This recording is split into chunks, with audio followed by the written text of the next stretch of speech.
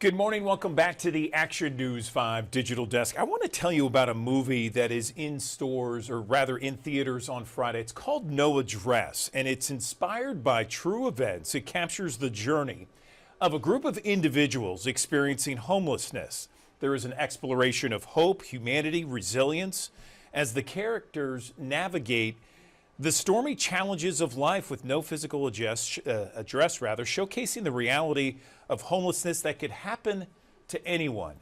I am joined by a couple of stars from this movie. I'm joined by Ashanti and Billy Baldwin. They're joining me on the Action News 5 Digital Desk to talk about this film. Good morning to you both. Let's talk about how this film came about and what brought you to do this film. Ashanti, let's begin with you. Good morning.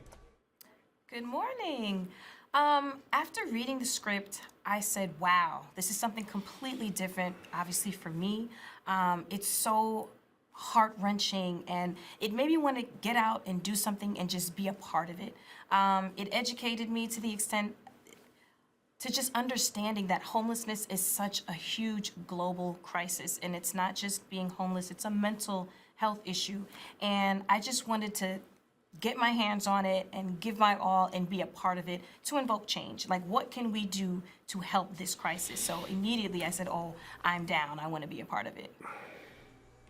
Billy, what about you? Well, it was the subject matter. Julia Verdon, the director, has been a friend of mine since the 80s. We've always wanted to work together.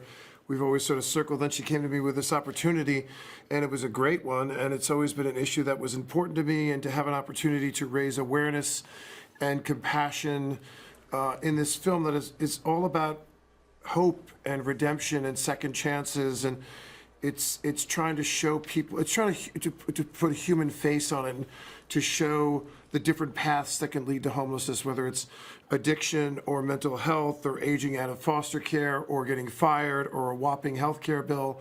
Ashanti said something very interesting earlier today. She talked about her child and how this has affected her. And I thought, you know, maybe that's what we need to do. We need to treat these people a little bit with the compassion that you might treat if you felt like this could happen to your child when they were 20 or 25 or 30 years old. To look at them through the lens of a parent. And that's what they want. They want to be seen. They want to be heard. They want dignity. They want love. And maybe we should look at these people instead of becoming desensitized and sort of averting their glare and putting your phone to your ear and pretending you're on the phone. Maybe we should start to treat them like they're our children, because in a way they are. You know, it's interesting. Both of you have characters that really kind of offer that common touch that anyone can relate to. Ashanti, you have a character. Her name is Violet, and she struggles with addiction. Billy, you have one where it's character Robert, who has a gambling addiction. Is that part of the allure of this movie? Is that this really can happen to anyone who, you know, just walks along everyday life? You could honestly be doing everything right. You know, you could be going to work on time and dropping your kids off, and you can be one paycheck away or missing a rental payment or whatever it is, and find yourself on hard times, and you end up living in your car, you know. And again, these are not choices that people are making. No one chooses to become homeless. No one chooses to become addicted to drugs. You know, these are things that you're functioning and you're trying to do everything right. Life happens. So it could happen to you. It could happen to your family. It could happen to your friends. It's just something that is a crisis. And, you know, it's real life. What do you hope the audience takes away from all of this? I mean, this is opening nationwide on Friday. Billy, let's get you to weigh in. Well, hopefully it'll raise awareness and it'll raise compassion. Again, it's a very inspiring, uplifting story about redemption and second chances, and it shows these different paths that can lead to homelessness.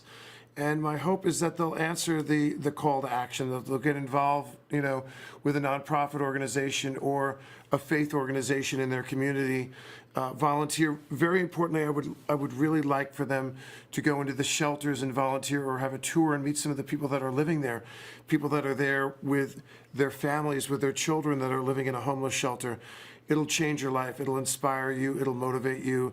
And hopefully you'll want to do something about it. There's many wonderful programs across the country that are doing really comprehensive 360 wraparound care, mental health, addiction treatment, job training, job placement, and we're having remarkable results. Some of these programs, 70, 80% success rate, getting people back on their feet, total independence, total self-sufficiency.